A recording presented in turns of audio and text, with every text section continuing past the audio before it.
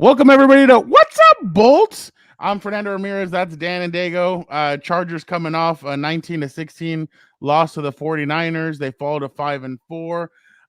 Interesting stuff. We'll get all into that. But as of right now, Brandon Staley is about to head to the podium. So Dan, let's cut in real quick and listen to what Brandon has to say about the loss tonight to the 49ers. That's a good defense. I thought that they did a good job against the run in the second half. We just couldn't get anything going in the run game, and then in the passing game, it was tight.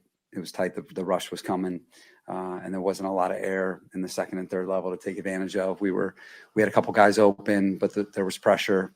I thought our guys separated, pretty decent tonight, but we just weren't able to hit them because of the pressure and. Those guys got into rhythm, and it was just tough in the second half. Were you okay with the play calling there in the second half? A lot of first down runs, and I know you said that they were stopping the run. Any hope that maybe put the ball in Justice's hands on those early downs? Yeah, we're making sure those rushers don't tee off. And you got to change pace against them, because if it just becomes a drop back game, that's when all the risk is in the plan against a team like that. And as long as it was close, we wanted to force those guys to play things straight up. We're playing with, two backup tackles, and we really, that's an outstanding team that rushes the passer. So we knew that the danger was in the pass rush, and we were able to stay out of it for most of the game, and just weren't able to get, that ball moving in the second half, third downs. And, obviously in the second half, we just didn't score the ball.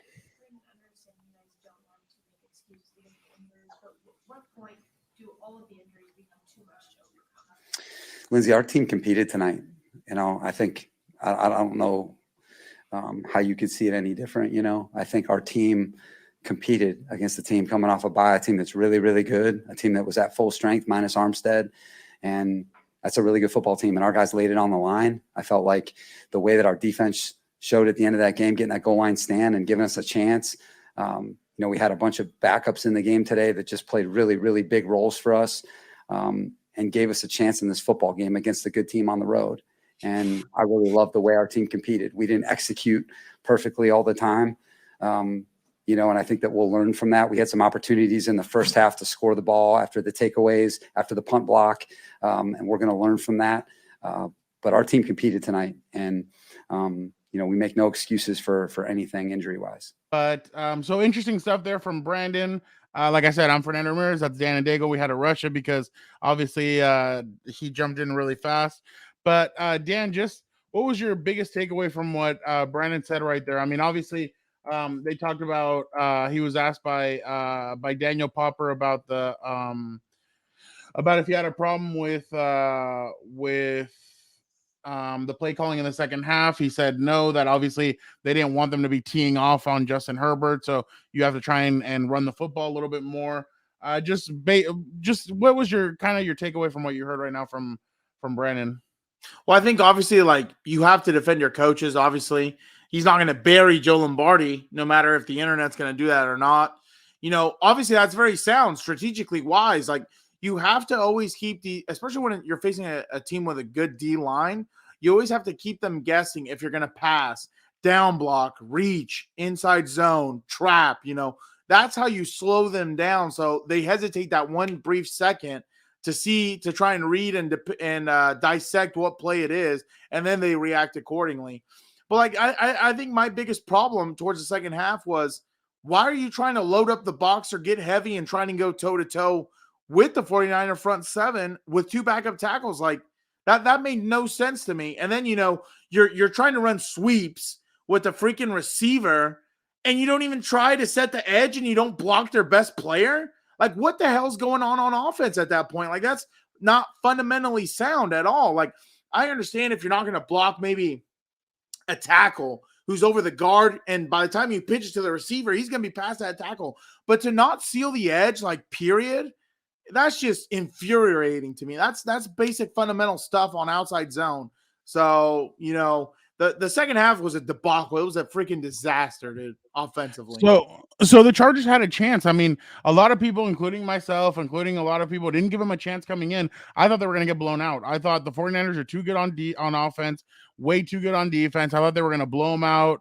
And that's just not what happened. The Chargers stayed strong. They were able to control most of the game. It kind of felt like that Kansas City game in week 2. The Chargers had control of the game and almost the whole game, control in a sense. And then obviously in the fourth quarter, kind of got away from them. In the second half, they couldn't move the football as efficiently as they could in the first half. And they went away from some things. And honestly, credit to the 49ers.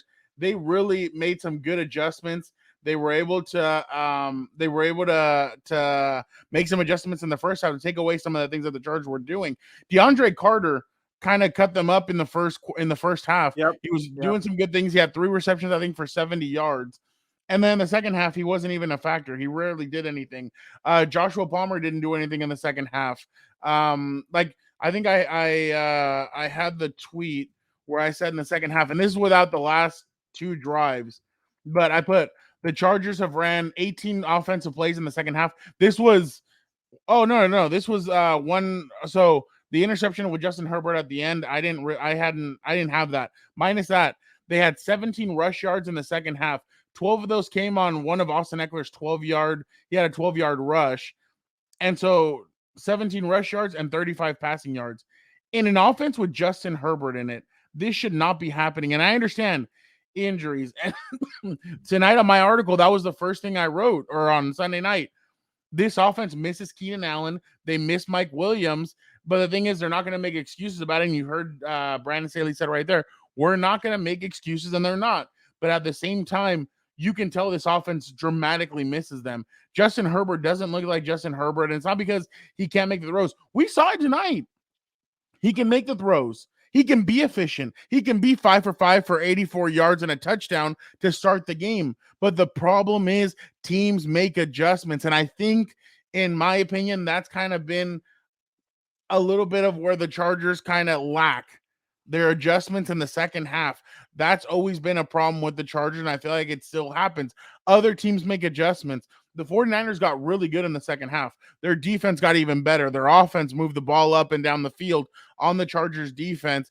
And Dan's been saying this for a while, that the Chargers defense isn't like, yes, they are a problem. They can't stop the run, but they don't let you score touchdowns. They make you score field goals. They take away the touchdowns. They don't make them score, and the offense isn't matching what the defense is giving them. So that's kind of been a problem, and that was a problem again tonight, where let me see where, real quick, the 49ers finished their first drive on the 2-yard line. They kicked a field goal. Next the next drive was a punt. Okay, they scored a touchdown before the half, but that was a 1-yard Jimmy G touchdown. Second half, they come out, they kick a field goal they have the ball on the Chargers 7-yard line. They hold them to a field goal. Punt, touchdown. The McCaffrey one that kind of put the nail in the coffin. But if you look at this, the Chargers defense held their own tonight. I mean, they tried. That's a high-powered offense. They lost Joey Bosa. No, but they lost Tito. Tito, Covington. They lost Christian Covington. They were down to Braden Fayoko, Morgan Fox, and Sebastian Joseph Day. Those guys tried. They mixed in Derwin James. They mixed in some other guys.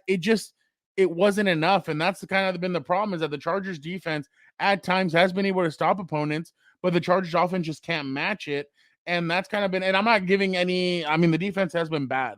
They're giving up a lot of rushing yards. They're giving up a lot of yards, and that's kind of supposed to be Brandon Staley's forte, but it was just bad tonight, and it not bad like, oh, wow, it was horrendous. No, it's just that the offense just couldn't put up any points again, and I'm just not used to seeing Justin Herbert-led offense score 16 points in a game. And then if I go even further, this season, Justin Herbert's offense scored 24 the first game, only scored 24 the second game, scored 10 the third game. They scored 34 against the Texans and the Browns. They only scored 19 against the Broncos, only scored 23 against Seattle, only scored 20 against Atlanta, and tonight only 16. So you've only scored plus 30 points twice this year. And both of those games were against Cleveland and against Houston.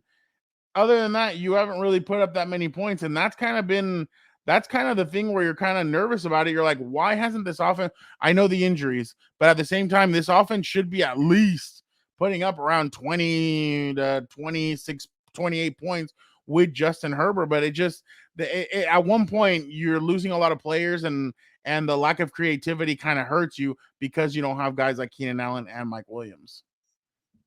And the problem is too, you're like in one play, I saw them bring on Storm Norton to be a swing tackler or whatever, extra offensive lineman.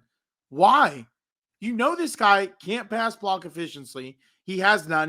We all don't need to roll the tape from from Las Vegas last year.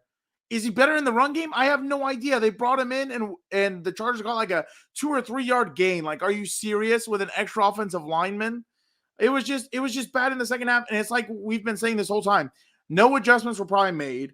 Then on top of that, in crucial moments, I don't even think the players on the field know what play's being run, because if you watch that 4th down play, that McKitty's wide open for the 1st down. He's not turned around, and that's Justin Herbert's first read. Like, what communication, what mishap is happening in this offensive meeting room? You would assume, right? This happens, maybe, I don't know when they do their finalized game plans and they have their meetings, but you'd assume you'd tell this guy, hey, dude, FBI, what does it tell you? 4th down, 4th and 4, whatever it was. You got friggin' trips over here. I think they were even in a bunch. And I think it was Joshua Palmer one-on-one over here by himself. These guys are going to try and clear it out, and you have the little like angle route. Remember where the sticks are. Get in front of the sticks, and you're going to be wide open.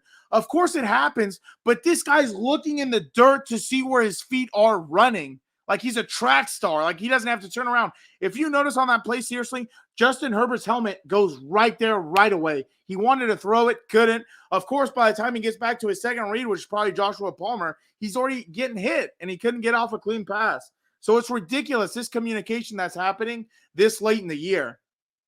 And McKitty also dropped a potential game or a potential touchdown earlier in the game. So he's kind of had a rough go of it as well since being drafted last season. But yeah, they're just some inexcusable plays that happen. But yeah, no, I mean, I give Staley kind of credit for not using the injuries, because obviously having Keenan and Mike, that changes everything that this offense can do. DeAndre could probably do a lot of different stuff. Josh Palmer could do a lot of different things, but it didn't happen today. In the second half, it was just bad.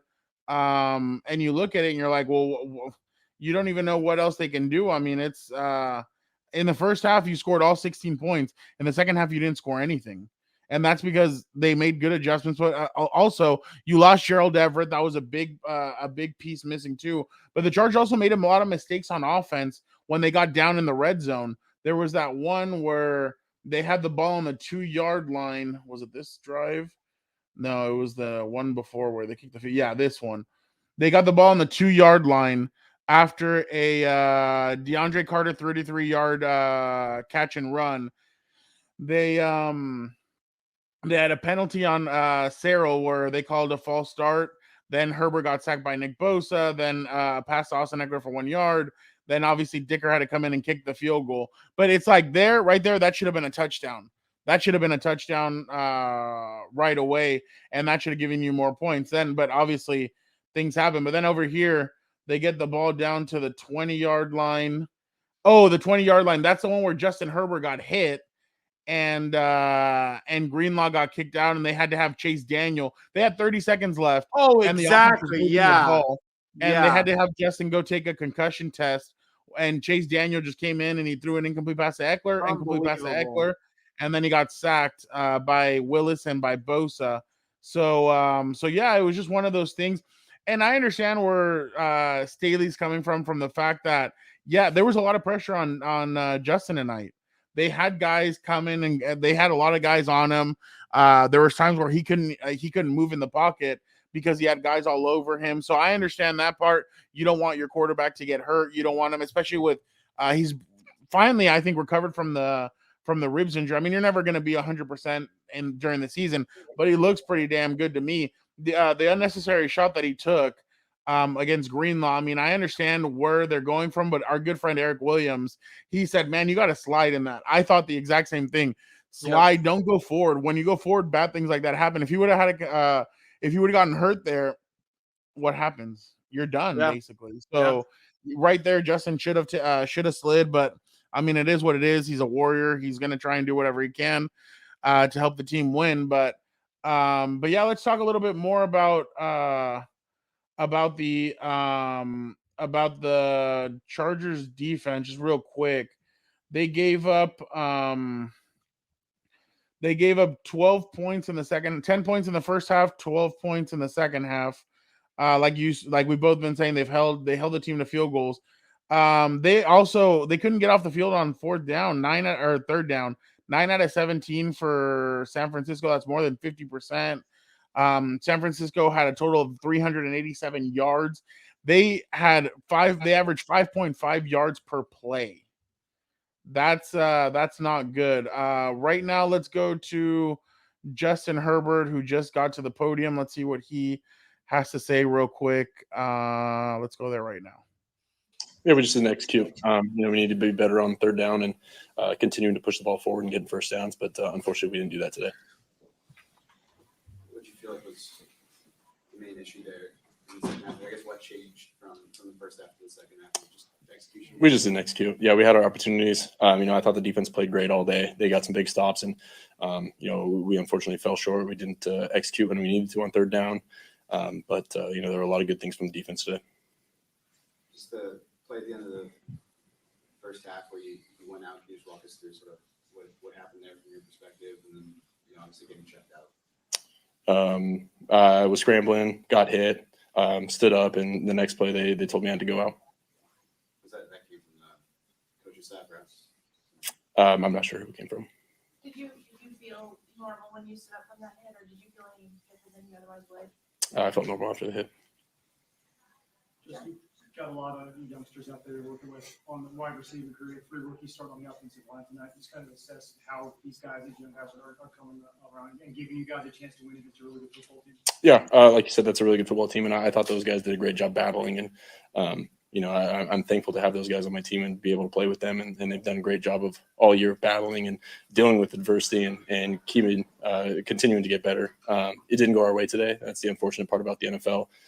But it was, really good to see from those guys battling all day. And just your third year to be looked at as a guy who's like a veteran on this club.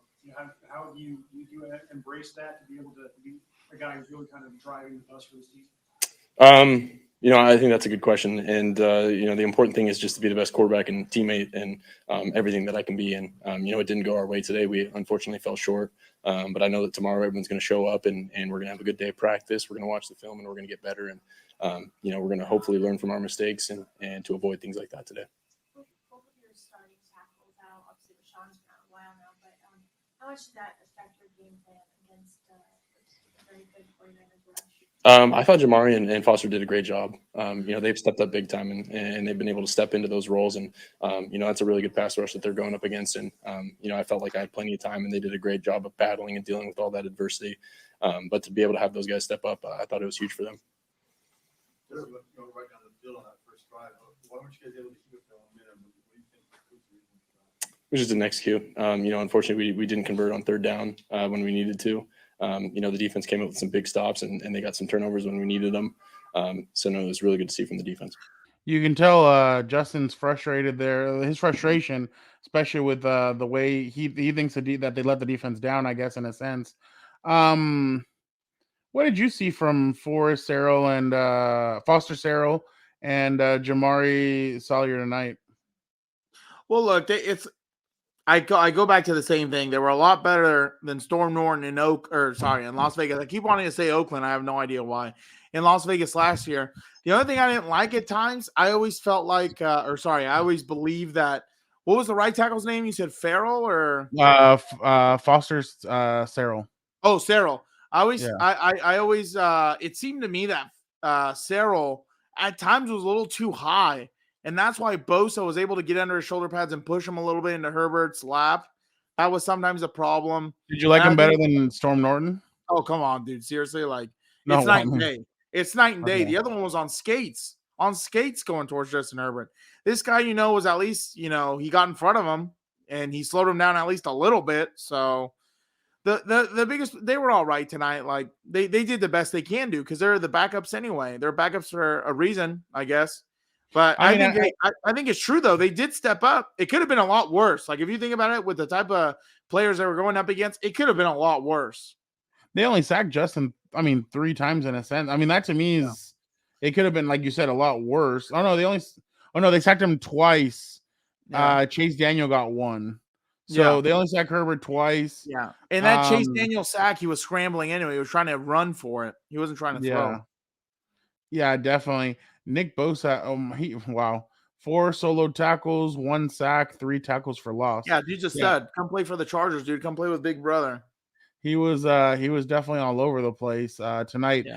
Drew Tranquil, 15 tackles. Derwin James, 13 tackles. Yeah. Khalil Mack, 4 tackles, 1 sack, 2 tackles for loss. Sebastian Joseph Day, 4 tackles, 2 tackles for loss. Yeah, I mean, the defense, I think they're also missing players, obviously, and they're kind of banged up as well. That's my question moving forward. Yeah, you're down to 4 linemen. Yeah, what's going to happen now with the defensive tackle? Like, would you really go out there and get an Ndamukong Suh or somebody who's a free agent like that, like a big name free agent who, I mean, maybe they've been on the couch, but hey, who knows? Maybe they could help more than a guy that came and maybe a guy off the street, or I don't know, or a guy off your practice squad. I mean, I just wonder if the Chargers would do something like that. I don't think so. That's not really their MO. But I mean, you're going to need help on that defensive line, and now obviously you cut Jerry Tillery. You day late and a dollar short, dude. Don't even get me started on that one. I'm pissed about it. Well, okay, but okay, so Jerry Tillery isn't there. You obviously lost Austin Johnson for the year. It was a pectoral for Christian Covington. Yeah, so he's gonna be out a while. That might be out for the year. Exactly. Because he was carrying his arm the way that Rashawn Slater was against Jacksonville. Okay. So you just don't know. And then Tito, you don't know how long he's going to be out either. So, I mean, I wonder what they're going to do with that defensive line, because you're going to need to makeshift it now. Now it seems like it's going to be probably Braden Fayoko may have just played himself into a starting job. You know what I was really surprised at tonight? I was really surprised that they didn't bring up Joe Gaziano. Like, that to me was like, why didn't you why not bring him up? They didn't bring him up. They decided to bring up some other guys, but I was kind of like, why not bring, I didn't understand why they didn't bring him up. It makes too much sense, Raul. That's why. It makes too much sense. Yeah, but I mean, I thought he could help with the defensive line, but I guess, I mean, what do I know? Exactly. Why seriously going back to this? Because I was pissed about it at the beginning of the year. With all these receivers out, why not use Easton's stick and see if he's got hands or something? No, hell no. You're not going to use that full stop. Oh, so waste the roster spot for nothing now. Well, I mean, they really something. Okay. Easton has something, because they really like Easton. He flies. Yeah, but there hasn't been a guy that's left that you're like, oh wow, they had to lose that guy to keep Easton on the roster. Like, I know fans like to say that there is, but there isn't. There hasn't been one. Last year, everybody was like, oh, Tyron Johnson. What has Tyron Johnson done? Like, he hasn't really done anything. Yeah, he did something against the Chargers last year in week 18 when they faced him. I think he recovered a fumble or caused a fumble on punt return or something like that. But you're telling me having an extra receiver for these types of moments, exactly. But what else are you gonna do? Like, I mean, what receiver can you go out there and get that you're gonna like? The only receiver that they could go out there and get is OBJ, and I don't see them going and getting Odell Beckham Jr. He's just going to want to slide onto a team that's already contending. OBJ, Mike Williams, and Keenan Allen, that would literally you would light the league on fire with those 3 guys, but they're just not going to do it. And obviously, OBJ came out with his list today, I believe, and it's like he came Cowboys, out with his the own Chiefs. list. Yeah, it's the Cowboys, the Chiefs, the 40. I'd like to see him on the 49ers. That'd be really cool to watch him on the 49ers. But it was the 49ers, the Chiefs, the Giants, the Bills, and the Cowboys. He wants to go back to New York? Yeah. That was the team that he was considering. Those are the 5 teams I think that he was considering. Watch, he's going to throw Minnesota in there now, because Minnesota's the record's pretty good as well. Yeah. But But yeah, I mean, that's the only guy that I could see them go out and get, and that would be the only thing they can wait on is for these guys to come back. And then tonight they lost Gerald Everett too. That hurt because Trey McKitty had to be thrown into that role, and Trey McKitty's not that guy. Trey McKitty's a blocking. Yeah. But you know what's funny? Trey McKitty should be like Virgil Green. That's what I envision Trey McKitty as. And Virgil Green would make catches. He would was make clutch. good grabs. He would was make clutch. some good grabs. And here it's like Trey McKitty just for some reason he always drops all these passes, and you're like, what's going on? Like, and I'm not putting it all on him, but it just if it slaps your two hands frown and jumps no, out. I know that, but I'm not putting it all on him because obviously there were some other things that had to happen, and these guys just didn't execute. But man, you look around, you really have to question a lot of what's going on because they're now 5-4. You have a big game against Kansas City, and I know I said you have to hold on till Mike and Keenan go back. By the way, Mike Williams did tell Melissa Starks before the game that he went through a full workout, like if he was going to play in the game. So that's already a positive. He's ahead of schedule. That's the thing. It's funny because I know Mike Williams gets this knack for, he's injury prone. But it's so funny because Mike always comes back ahead of schedule. Mike is always one of those guys that really powers through. Why? Because he loves and he wants to play the game. He's not one of those guys that, like, I saw him in the locker room last week and I'm like, hey, Mike, how you doing? He's like, man, I want to be out there. And yeah, I mean, I bet you want to be out there. Like, I'm sure it kills him that he's not out there with his teammates helping him out because this was another away game. Mike probably would have had a big game, especially the way I saw the 49ers defending. I think Mike could have taken advantage of these guys tonight.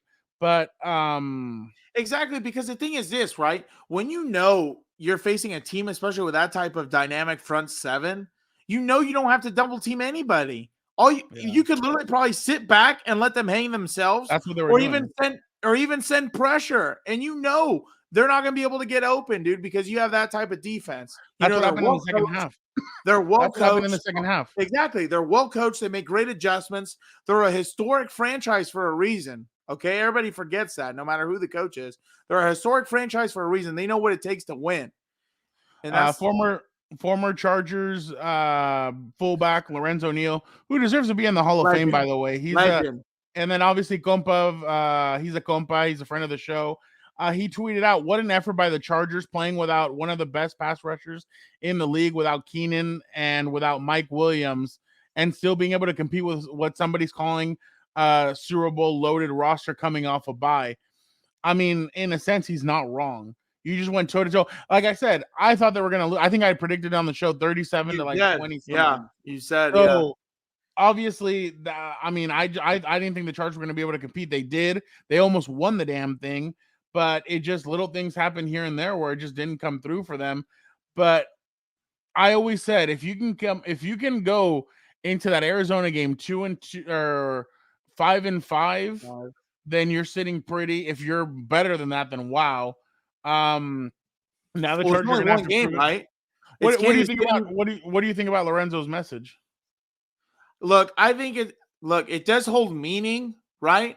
But the thing is like, I think the biggest difference is I don't even know how to put my foot on it, because it's like, it's one of two things, right? Either the Chargers elevated and they competed, or the San Francisco 49ers played down to their level. It's one of two things. I think the Chargers showed a glimpse of what they could did. do. But that's the problem, though. It's been that all year. It's you compete with some of these teams, and then it's like in the first half you compete. Then in the second half, it looks like no adjustments were made offensively, and then it's just a cluster, dude. Like, it makes no sense what you see out there in the second half the time.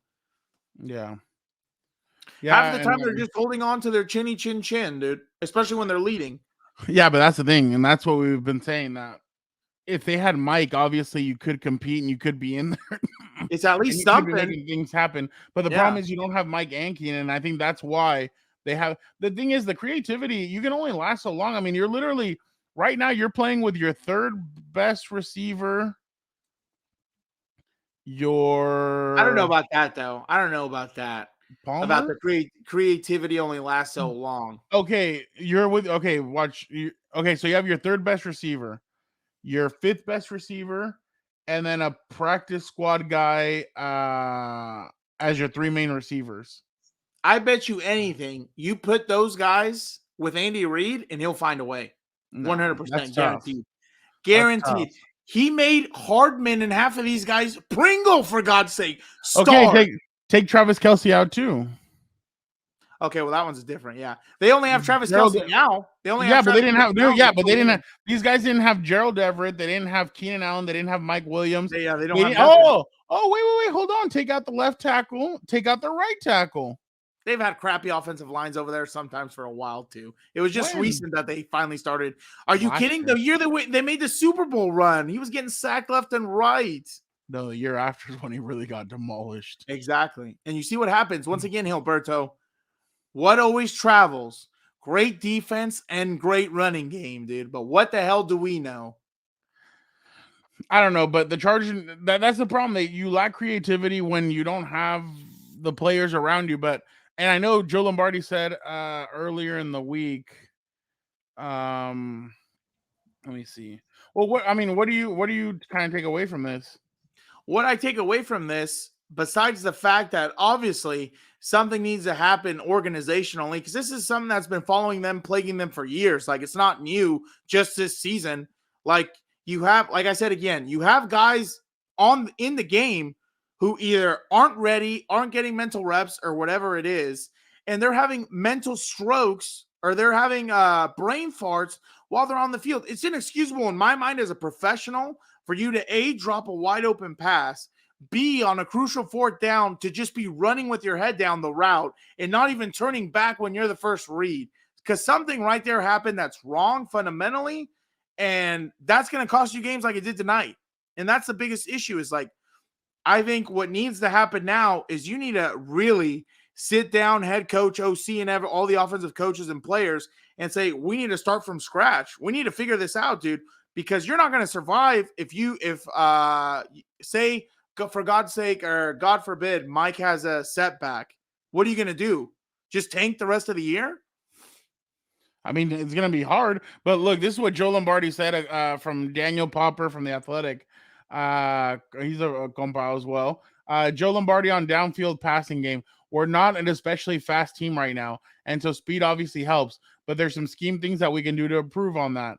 Now, they kind of did it tonight at some points with DeAndre Carter, but the thing is, that's what I'm saying. When DeAndre Carter's your number one receiver, your number two, You're in trouble. Yeah. That's hard. When you have Keenan and Mike in there and Josh Palmer, and then DeAndre's your fourth guy, you can make things happen, or your fifth guy, you're going to be able to make things happen. That's why DeAndre at the beginning of the season flashed so much, because you had Keenan, because you had Mike, because you had other guys.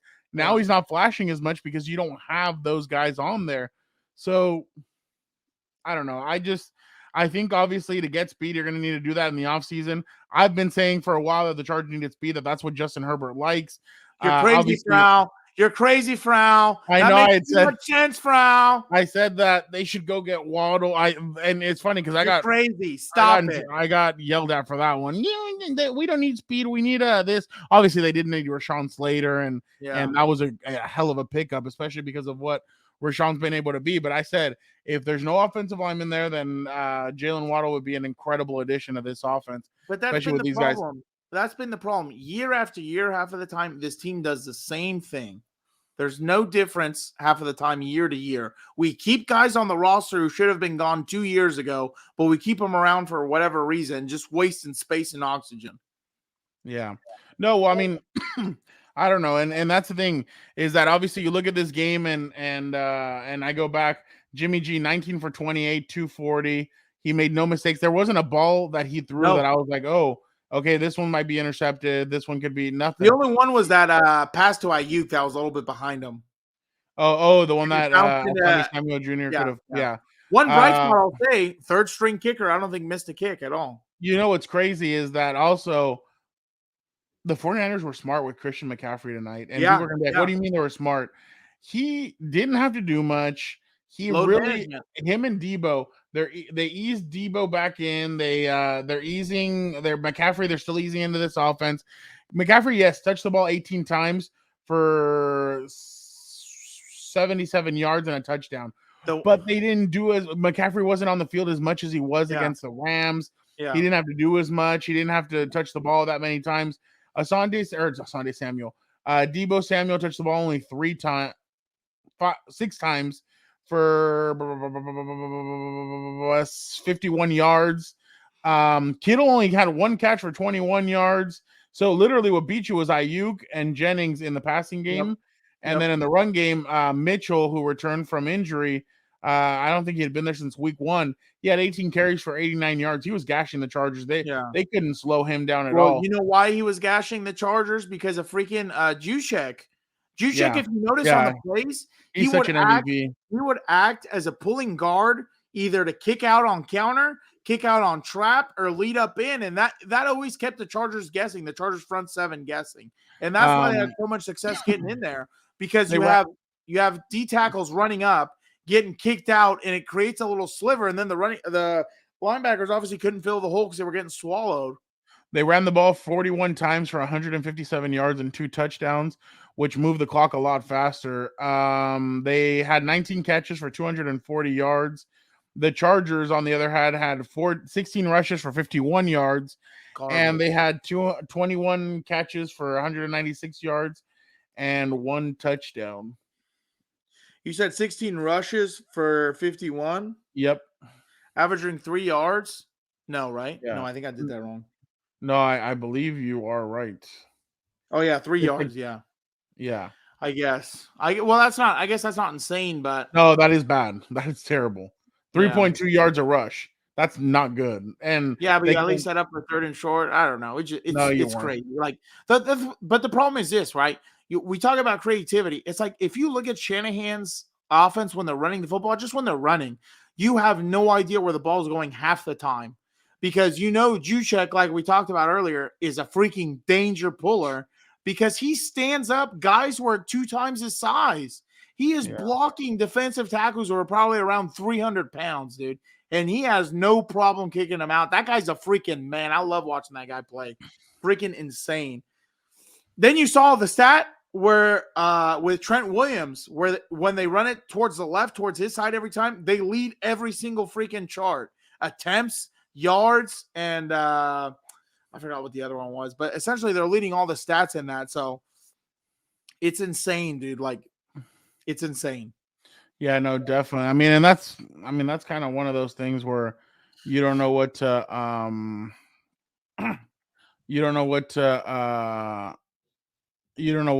what to do or whatever. But yeah, I'm honestly, I mean,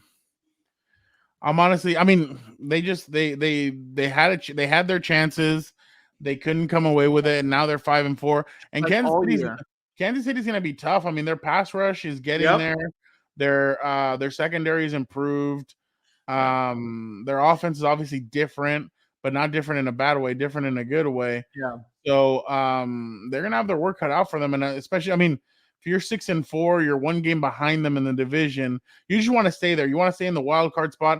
I don't know if the Chargers are going to be able to catch Kansas City when it comes to the division now. I mean, if they would have won tonight, then I would have said, yeah, they could catch.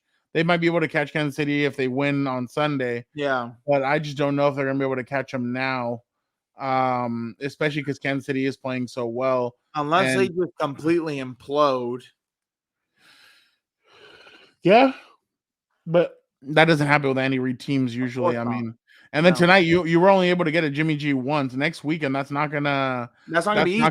You're gonna need to get to Patrick Mahomes more times than that. And really, I really think that they only had 3 times where they almost got to Jimmy G, and all 3 of those were Khalil Mack. Everybody else, I didn't really see anybody else. Well protected, really. Yeah. Oh no, Atauchu almost got to him once. Yeah, he didn't look bad. Yeah, no, he didn't look bad. But yeah, I mean, Brandon said it. They're not going to make any excuses. They're going to go moving forward. Well, they're going to see let's see what they're going to get today or this week. Obviously,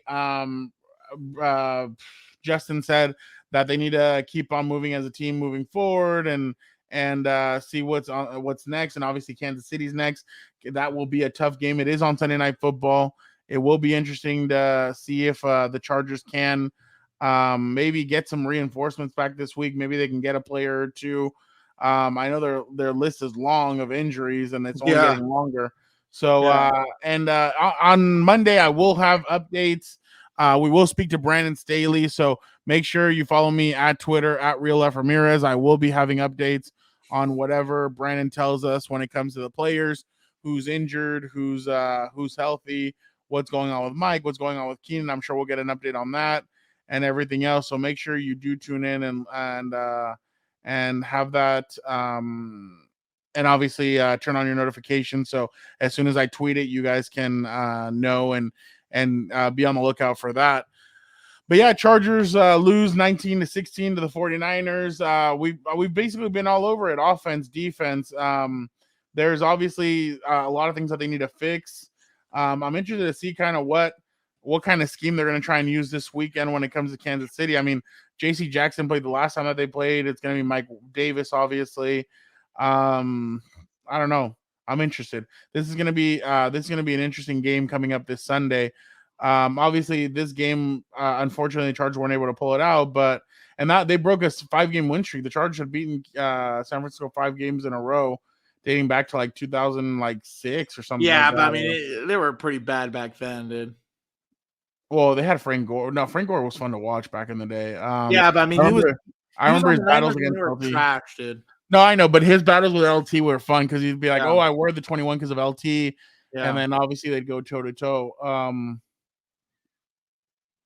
It's like what we go back to, dude. What is going to be your identity on offense? And there is none. There still is none. You had a week off. You still can't find it.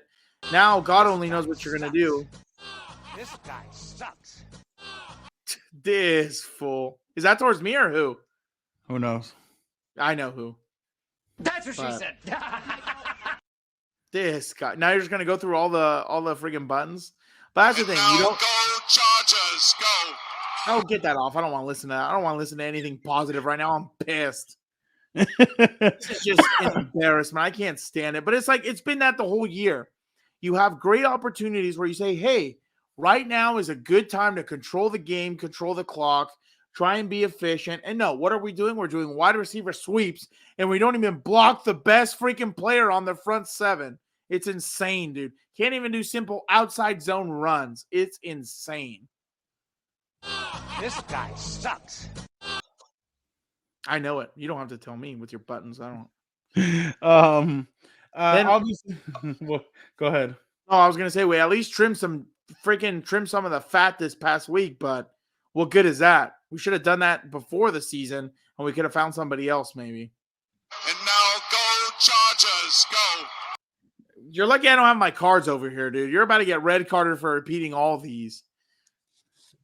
Yeah, there you go. There you go. Red card you. Red card yourself, dude. I'll have some new things this week when we have what's it called? What's up, Bolts? This week, guys. I'm hoping to get Nate Taylor on this week from Kansas City. You guys know him; he's a compa. Love the dude. He always brings the energy. He always brings the facts. He will give us the lowdown. Juju Smith-Schuster left in concussion protocol. Will he play? Marquez Valdez-Scantling, will he play on Sunday? That's what we don't know. I mean, could they be down 2 receivers? We don't know. We'll ask Nate all about that.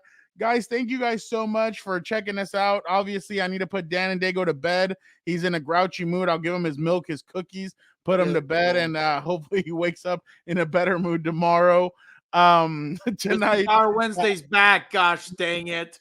Like I said, Chargers obviously fall to 5-4. Now they'll play Kansas City next Sunday. Like I said, hopefully our compa Nate Taylor will be on the show this week for our preview, guys. In the words of Pat McAfee, we're up to something, dude. We have something really fun coming out later this week. Don't know yet what day we're going to release it, but we have something really fun coming up, and I hope you guys are excited as us of that we're doing something fun, and I hope you guys will rock with us. You guys will check it out. We're so excited about it. We'll have more details later this week. But thank you guys so much for rocking with us. Don't forget to check out House of Horns. If Charger fans are mad, the Rams are gonna be even more. What are they now? 3-6? Something like that. They're back to what we knew they were. They're 3-6. They lost to the they lost to the They lost Cardinal. to the Cardinals, the Kyler Murray-less Cardinals. This That's a guy blessing. sucks. And obviously they've fallen. So see what Gilbert has to say about what the mood was in the locker room. Obviously, he's the best guy to listen to about all that. We'll get his temperature about what the mood is. Are the guys good moving forward? Is there frustration? What's going on? Oh, we all know what's going on in there. You could only imagine. That's what she said. This guy. So obviously, make sure you guys check that out. Make sure you guys check out regular Compas on the beat. We'll have another episode dropping this week. We'll have some fun. We'll have some laughs. Obviously, we have a surprise this week on that too. Do not forget to check that out. You guys are gonna love this. We have a huge surprise on regular Compas on the beat. And then who knows, maybe we'll drop a special episode of Combat Compas this week if I can convince Gilbert. Man, UFC 281. If you guys did not watch it, go back, rewatch it. What a great, great card. Hopefully I can get Gilbert on and talk about that and maybe talk some WWE stuff as well. But thank you guys so much for rocking with us. We appreciate you guys so much. Even during a loss, we appreciate you guys rocking with us and checking the show out. Thank you guys so much. And for obviously the guy in the hat and the cool sunglasses, that's Dan and Daygo. I'm Fernando Ramirez. We appreciate you guys so much and have a great evening, morning, whatever time you guys are listening to this. Don't forget, guys, be a friend, tell a friend, like, subscribe, comment. We appreciate you guys so much. Thank you guys.